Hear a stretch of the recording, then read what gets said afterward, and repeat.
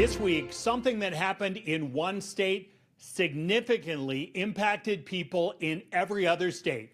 Somehow, some way, one person apparently took just one shot and killed conservative influencer and podcast host Charlie Kirk. This week, we will look at the politics of this. We will look at how this puts a spotlight on how people react to somebody they don't like. And we will look at what this could mean for politicians and their potential unwillingness to hold public events. Hi, I'm Dave Price. It can be hard to process how or why somebody would gun down Kirk as he held one of his events on a college campus. It took place at Utah Valley University in Orem, Utah. There were several thousand people gathered as Kirk was taking questions, and then somebody shot him in the neck. As the founder of Turning Point USA, Kirk said things that conservatives loved and liberals could not stand. Things about raising children, marriage, abortion, race, and civil rights. In the weeks ahead, we will likely learn much more about whether those beliefs or anything else was the factor in why someone killed him.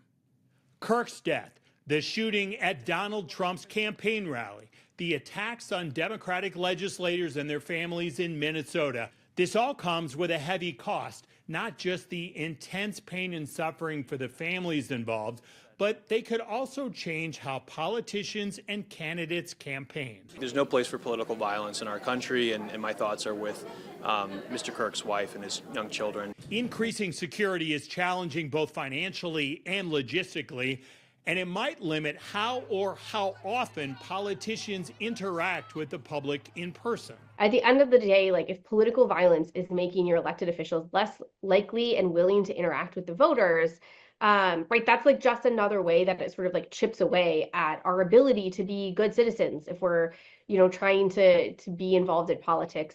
Democratic candidates and organizations have been ripping Republicans for a while now about not holding enough public town halls, and that was before Charlie Kirk's death. Republican Congresswoman Ashley Hinson got heckled by protesters during one of her events. So did Republican Senator Chuck Grassley.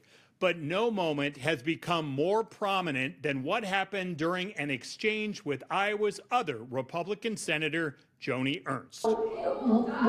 People are not, we all are going to die.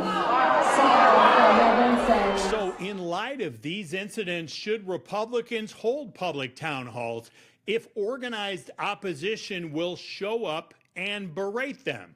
This Iowa Republican congressman doesn't think so. Questions? Yeah, we've held hundreds of forums with folks. I want to be specifically focused on issues, things that people actually want to get to us, and that's one of the reasons we've held so many events to be able to bring in new ideas. A number of those great ideas have actually turned into legislation that's been successful. What I'm not going to do, though, is have a taxpayer-funded event so that a Democratic-funded protest group can just hijack it. I don't think that's helpful for anyone, and I've heard from so many Iowans who don't want that either.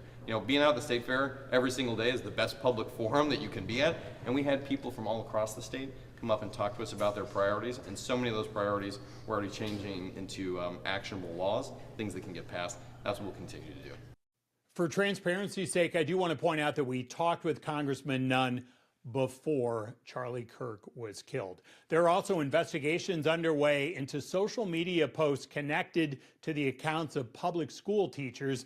Those teachers could face termination if it is found that they violated the policy on this. Big picture, this is a question of whether this can be freedom of speech. In this case, the concern would be that they essentially were celebrating Charlie Kirk's death. So is it freedom of speech, freedom of expression, or has this gone too far and is inappropriate to post on social media? Definitely something we will be watching in the weeks ahead. That is Inside Iowa Politics for this week.